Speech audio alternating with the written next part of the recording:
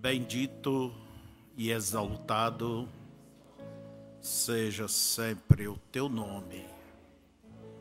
Que os anjos te louvem, que teus santos te louvem, que a natureza possa jubilar e te louvar. Tu és digno de toda adoração.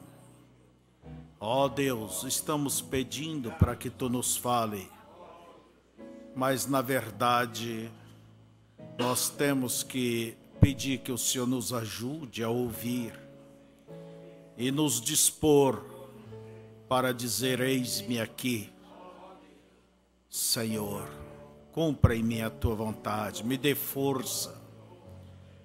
Quantas vezes é a verdade que sabemos como fazer e negligenciamos, deixamos de fazer. Do que adianta um pai, a mãe falar se aquilo não tem lugar? Mas nós queremos que tu tenhas lugar em nossa vida. Nos corrija, nos discipline, faça, Senhor, qualquer coisa, mas ponha em prática o teu propósito em nossas vidas. Em nome de Jesus, amém. Podeis assentar, boa noite a vocês, a todos aqueles que estão conosco pela internet. Eu quero procurar ser objetivo e quarta-feira passada nós estivemos falando alguma coisa. Seguimos domingo pela manhã falando sobre murmuração e também domingo pela noite. Esse é um tema que há muito tempo está em nosso coração e eu vejo que as várias formas de murmuração de Israel foi o que impediu Israel de entrar na terra da promessa. E se analisarmos essas formas, porque a Bíblia diz que isso é para nosso exemplo, for escrita para nós, então temos que atentar para olhar esses tipos, essas sombras e nos corrigir. Não devamos estar preocupados em corrigir um ao outro, querer mudar as pessoas. Mas você deve se preocupar, em primeiro lugar, de mudar a você. Porque o grande interesse de Deus é este, é fazer o trabalho em você do que através de você.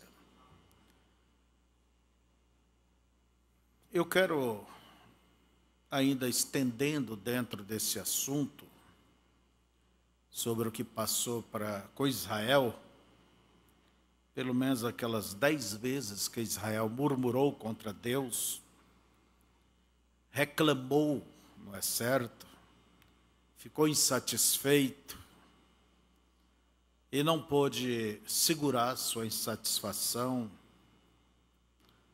Pelo contrário, verbalizou aquilo, falou, e aquilo gera espírito. O diabo nunca sabe o que você pensa, o que eu penso. Mas quando a gente fala, aí ele fica sabendo.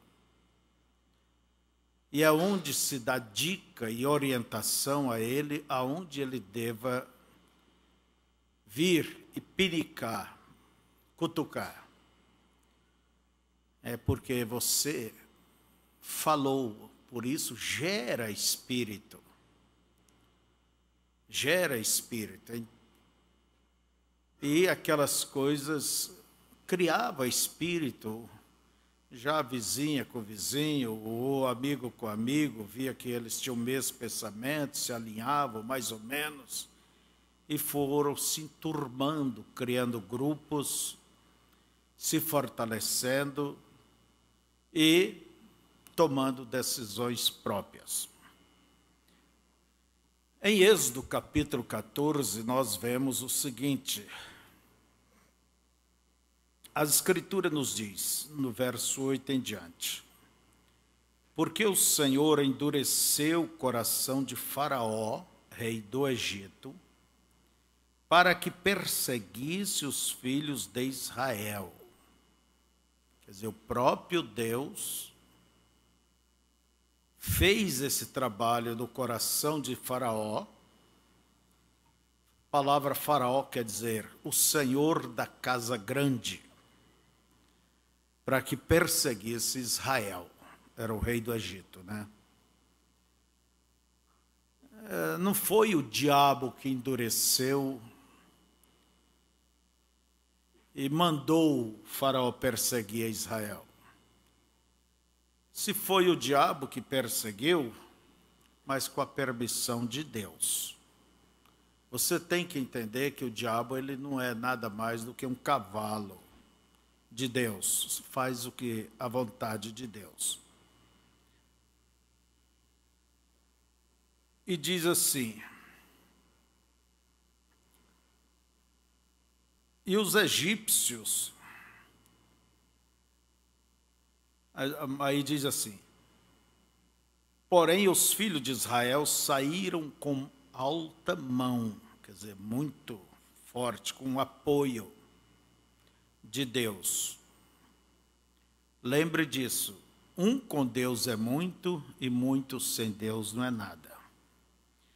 E os egípcios perseguiram-nos todos os cavalos e carros de Faraó e os seus cavaleiros e o seu exército, e alcançaram-nos acampados junto ao mar, perto de Pi-Airote, diante de Baal-Zefum. E, chegando Faraó, os filhos de Israel levantaram seus olhos, e eis que os egípcios vinham atrás deles, e temeram muito.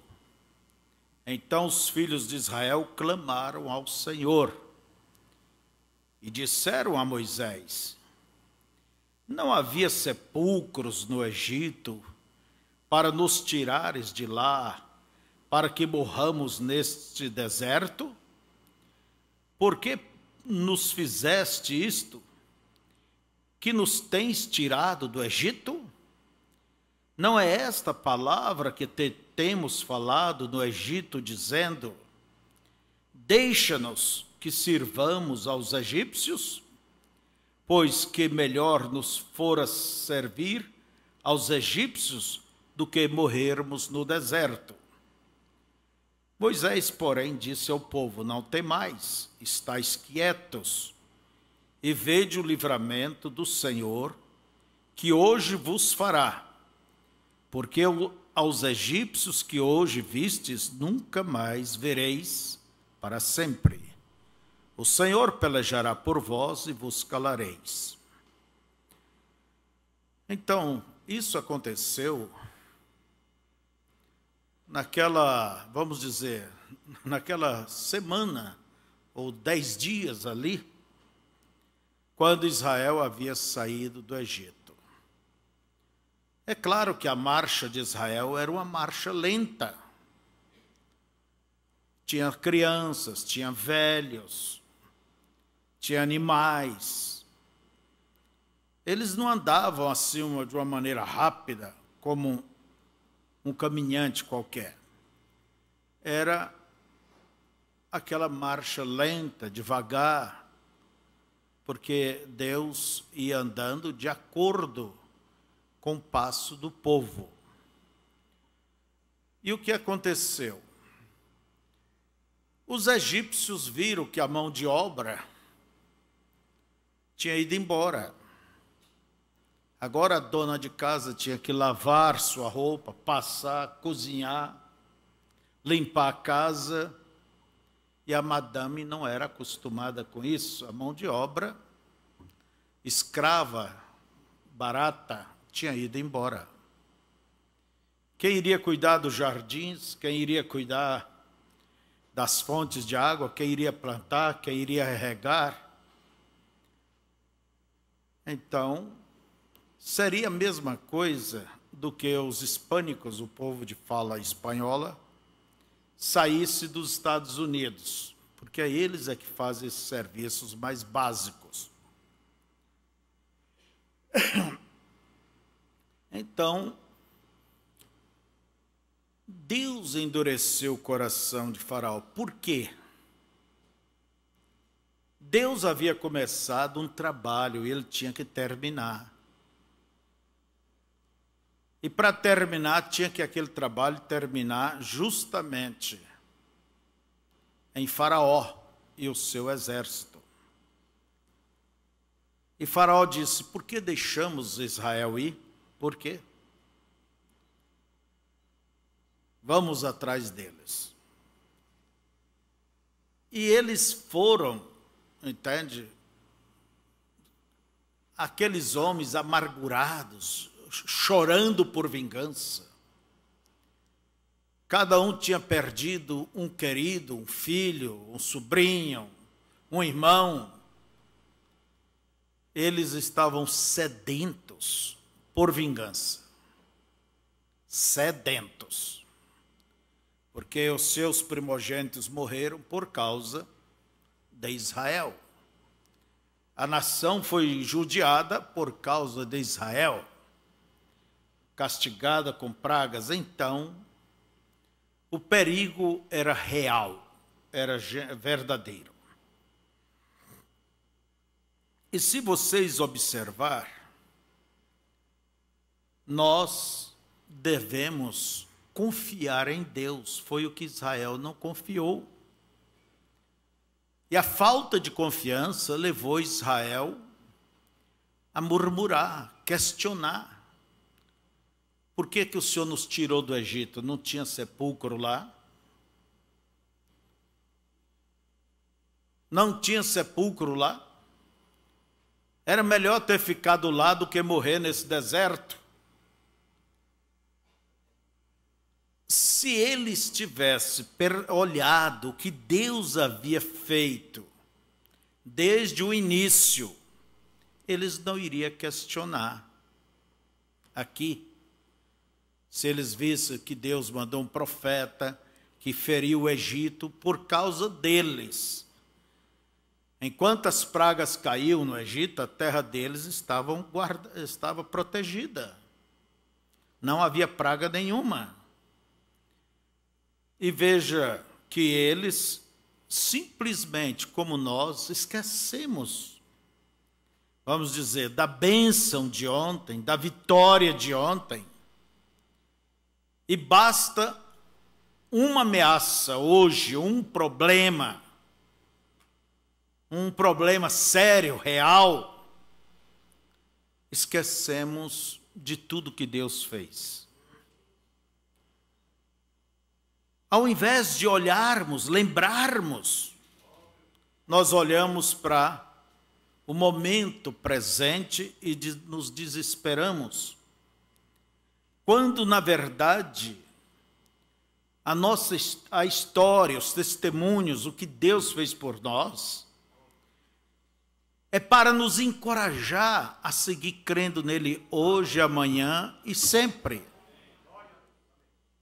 E não esquecer dele quando o problema bate a porta, quando as coisas chegam. Aí começa a se queixar, a murmurar. E essa murmuração foi por causa do medo. O medo. Agora, o que é o medo? É a ausência da fé. Entende? O medo mostra que a pessoa não tem fé. E se não tem fé, não tem coragem. Não tem coragem de enfrentar. Se você tem fé, você tem coragem. Se você tem coragem, você enfrenta. Confiado não em suas habilidades, mas em Deus. Não é isto? Mas sem fé, não lutamos. E eles tinham tido tanta prova de Deus a favor deles, mas e o medo dos egípcios? Esqueceram. Eu espero que possamos lembrar sempre de Deus. Olhe para trás, veja o que Deus fez por ti, que isso te dê coragem para você seguir adiante. Deixa-me ler aqui ainda do início. Então falou o Senhor a Moisés, dizendo, estou começando pelo verso 1. Fala aos filhos de Israel que voltem, voltar é voltar, né? E que acampem diante de Pi-Hahirote, entre Migdol e o mar, diante de Baal-Zefon, em frente dele assentareis o campo junto ao mar. Então Faraó dirá dos filhos de Israel: estão embaraçados na terra, o deserto os encerrou, e eu endurecerei o coração de Faraó para que os persiga, e serei glorificado em Faraó e em todo o seu exército. E saberão os egípcios que eu sou o Senhor. E eles fizeram assim. Então, olha, você pode ver Deus montando uma estratégia para acertar as contas com Faraó. E Deus falou para Moisés, Deus não falou para todo o povo. Então o povo deveria confiar na liderança que Deus lhe deu e descansar. Se a liderança está tranquila e firme com Deus, por certo, ela, como Moisés, ouviu de Deus. A pior coisa que existe é quando o povo perde a fé na liderança. Isso falando em todos os termos, em todos os sentidos. Seja político, seja militar, seja o que for. Agora Israel já estava lá na frente. Deus disse, olha, volte. Não há vantagem para uma pessoa voltar se ela está fugindo, não é, do adversário. Volte. E acampe lá. Só isso, eu penso que já mexeu com a massa cinzenta, os pensamentos de muita gente. Por que voltar? Por que não ir para frente? Mas eles voltaram. A nuvem voltou e eles seguiram. Acampe em Pi-Hahirote. Deus sabe o que ele faz. E Deus tinha feito o meio para Israel cruzar o Mar Vermelho. A Bíblia nos diz que Deus fez uma estrada no meio do mar. E aquele lugar, aquela praia ali entre aquelas montanhas, era o único lugar realmente onde caberia para umas 2 bilhões de pessoas. Poderia se acampar. Quando foi que Deus fez esse lugar? Quando Ele fez a terra. E essa estrada no meio do mar, eu vi um documentário sobre isso, e tinha até ainda algumas rodas, alguma coisa velha dos carros de Faraó. É como um aterro que subiu a uma altura imensa e ali era o lugar mais raso do mar. Creio que com uns 10 metros só de altura de água.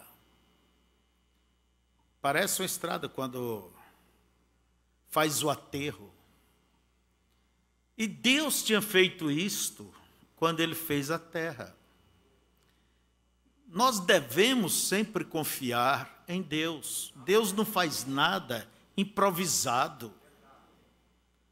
Deus, seus planos, seu caminho, diz a Bíblia, que é eterno. Então ele já fez aquilo para Israel cruzar. E perto daquela estrada, então, de ambos lados, é uma profundidade terrível, muito grande. Então Deus diz: volte, fique lá, e eu vou pôr na cabeça de Faraó que vocês estão perdidos, né?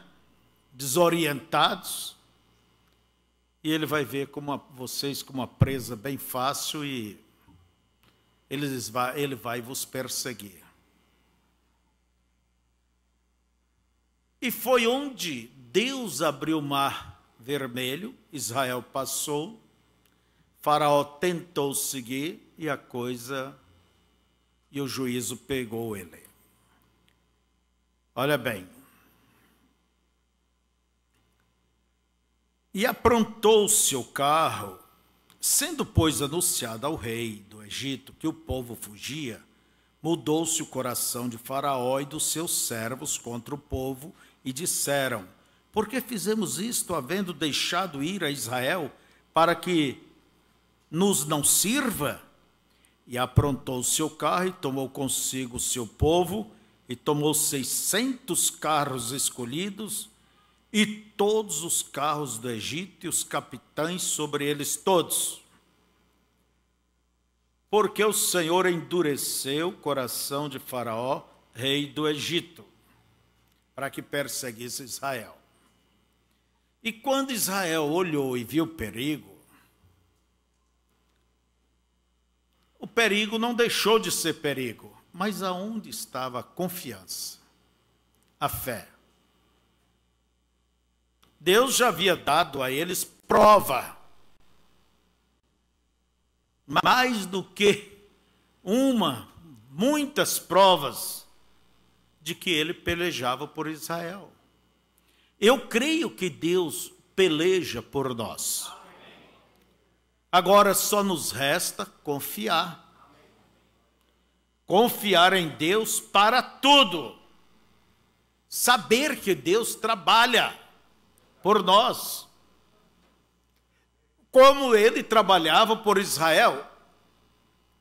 Então devamos descansar, ficar tranquilo como Moisés. Aquietai-vos, o Senhor pelejará por vós. Porventura, não murmuramos, não queixamos, não nos acovardamos,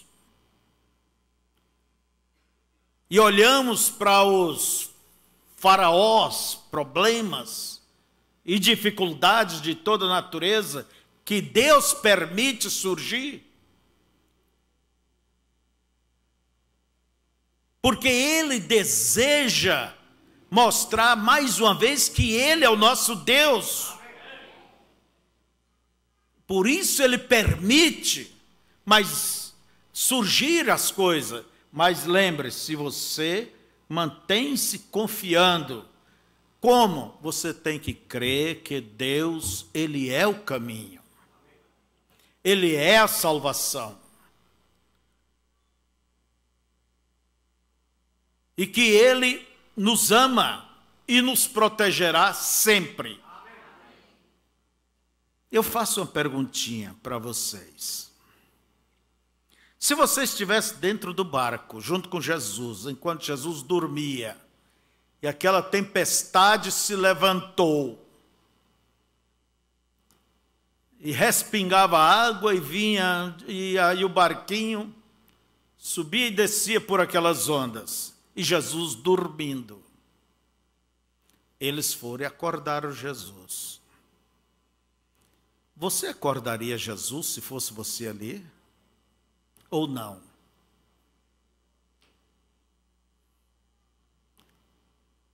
Você acordaria ele ou não?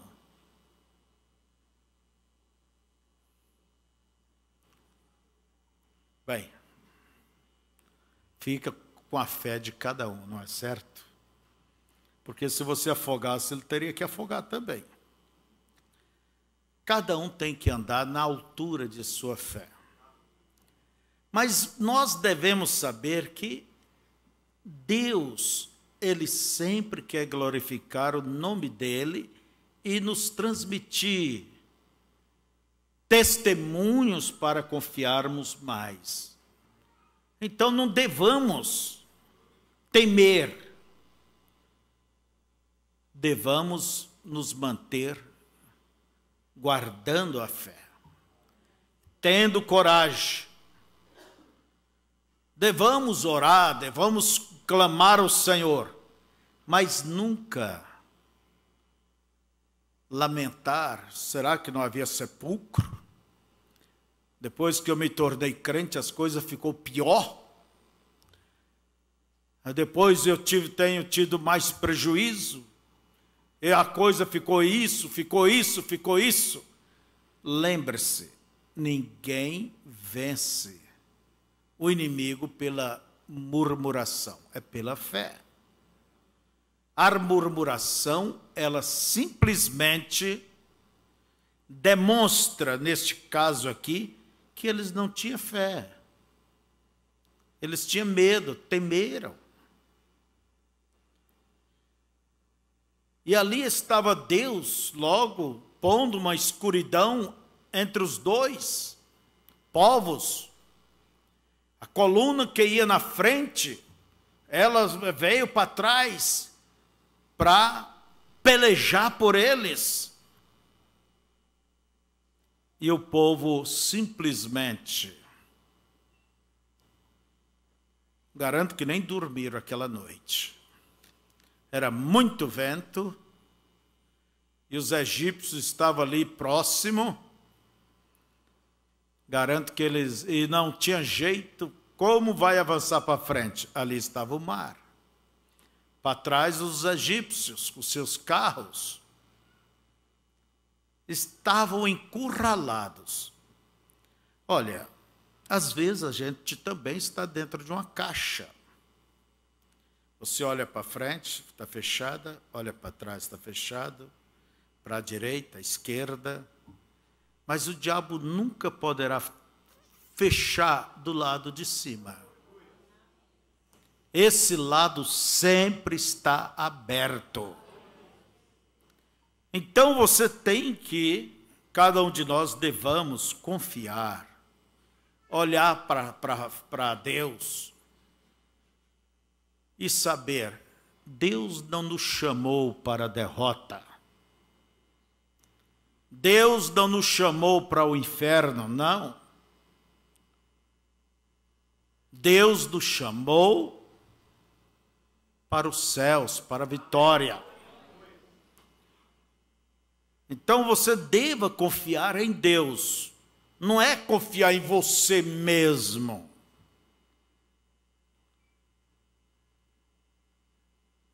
Aí é onde muitos de nós olhamos para a nossa dignidade. Eu mereço. Por mais que você mereceria, não merece nada. Já nascemos em pecado, e como diz o irmão Branham, se nascêssemos sem conhecer nada, nada, nada, sem ter feito nada de mal, sem ter pensado nada de errado, mesmo assim somos mais sujos do que as paredes do inferno, porque já nascemos em pecado. Então não há dignidade própria. A sua fé não deve basear na sua própria justiça, na sua própria força, na sua dignidade, na sua capacidade.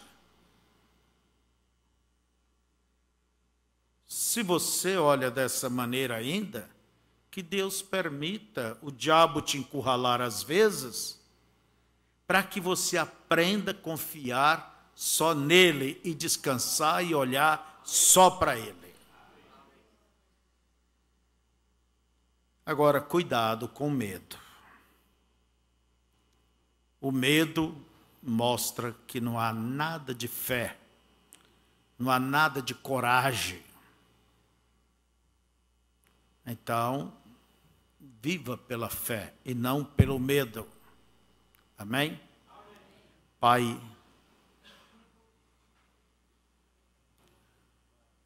tire todo o receio pessoal, toda dúvida. Quando Israel olhou para o adversário, ele não pôde olhar para ti, Senhor. E quando olhamos para as dificuldades, é sinal de que não estamos olhando para ti. Eu lembro que o pastor Alcino nos dizia: não mostre tuas dificuldades para Deus. Mostre Deus para os teus problemas. Porque o Senhor é bem maior. Senhor, ajuda-nos. Tire o medo do coração do teu povo. O medo se apoia em razões naturais. É lógico, é claro. Mas como cristãos, como crentes, estamos olhando acima das coisas naturais, como Abraão, e confessando o Senhor. Abençoa nossos irmãos e irmãs. Abençoa esta igreja em tudo, Senhor. Que ela possa sempre ter esta fé, ter coragem. Porque a nossa fé olha para ti e ela nos dá coragem, Senhor, para avançar, para seguir batalhando. Ajuda-nos, Senhor, e que ninguém canse de batalhar. Em nome de Jesus, amém. Deus abençoe a cada um. Vamos, nesse instante, aproveitar o nosso tempo para orarmos um tanto ao Senhor nosso Deus. Nunca deixa de haver sempre aqui um monte de papel pedindo oração. Só que eu digo, você faça um pedido só, uma vez, e confie.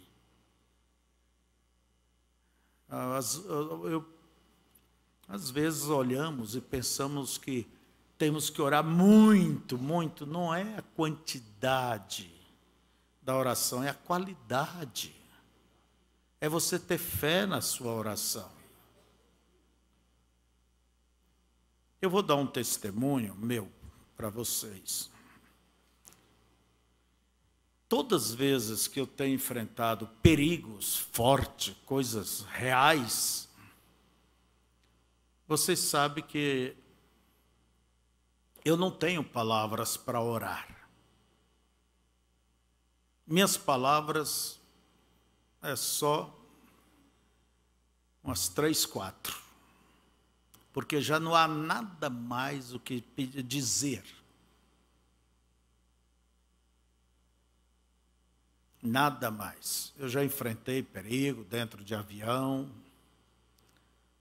Entrei no banheiro, fui orar, mas eu só disse: Senhor, aqui eu estou.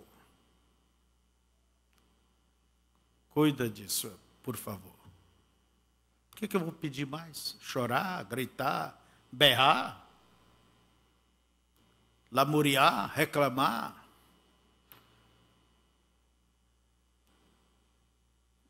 Então, isso é, sempre quando eu vejo a coisa é real, eu gostaria de ter uma oração longa, mas ela é tão curta assim que uma vez o Naxo, meu filho, tomou os remédios proibidos, a mãe tomava, né, e terminou, ele foi lá e sinal que é um perigo deixar no alcance de criança.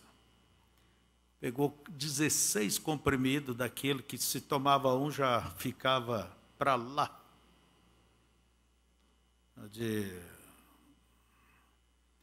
Ele tomou 16. E a verdade, quando eu cheguei no hospital, ele já estava mole. Entrei de vez, depois veio o doutor Rajá. É vocês? Eu falei, somos nós. Sempre ele cuidou das minhas crianças. E ele olhou o remédio, levamos. E ele veio ali, examinou, foi lá, falou, olha, uma coisa ou outra. Ele deve entrar em óbito. E ele era bonitinho, branquinho, sabe? Ele deve entrar em óbito. Ou se ele viver, ele vai vegetar, porque isso aí vai destruir todo o cérebro dele. Ele deve entrar em coma. E naquela hora o olho dele, a pupila dilatou. Ele disse, ele está entrando em coma. E entrou em coma. Eu voltei para casa. Lembra disso, né, Vila? Eu voltei para casa, os meninos ficaram perguntando, e aí, pai? Eu entrei no meu quarto, sabe qual foi minha oração? Senhor, não deixe o meu Naxo morrer. Não tinha mais o que dizer, falei tudo. Quando foi lá pelas 2 da manhã, ele voltou da coma, parece que só teve um soninho. Graças a Deus. Então não é a quantia, irmão, ore muito por mim. Você tem que ter fé no que você pede, no que você fala. Se você não tem confiança, vai querer que outros tenham? Vai querer que outros tenham? Então, devamos ser objetivos. Tá? Não é a quantia. Eu estou falando porque há um certo costume de quantia. Por isso eu digo, quem manda, mande uma vez só. Se pelo problema é o mesmo, uma vez só. Ou então não mande. Já foi orado, foi posto da mão de Deus. Eu quero dizer a vocês, Deus, Ele não tem uma lixeira. Isso aqui eu não, joga lá na lixeira. Não, uma oração, um pedido está diante de Deus. Quantas mães morreram, mas a oração dela pelos seus filhos está ali, falando diariamente, continuamente diante de Deus. Deus não se esquece. Agora Ele tem a hora de fazer as coisas e nós cremos que Ele faz. Mas se Ele não quiser fazer, nós cremos que Ele tem um resultado melhor. Ele sabe o que faz. Amém? Vamos nesse instante. Eu despeço de vocês que estão na internet, porque a igreja aqui ela vai orar. Se você está em um lugar próprio, ore também.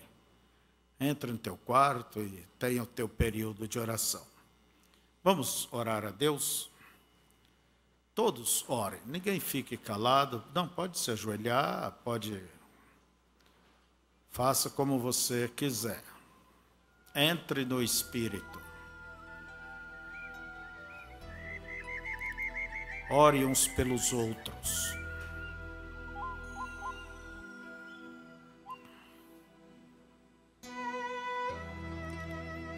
Que o Senhor possa ouvir a oração, os pedidos, aceitar os agradecimentos e receber a adoração e os louvores.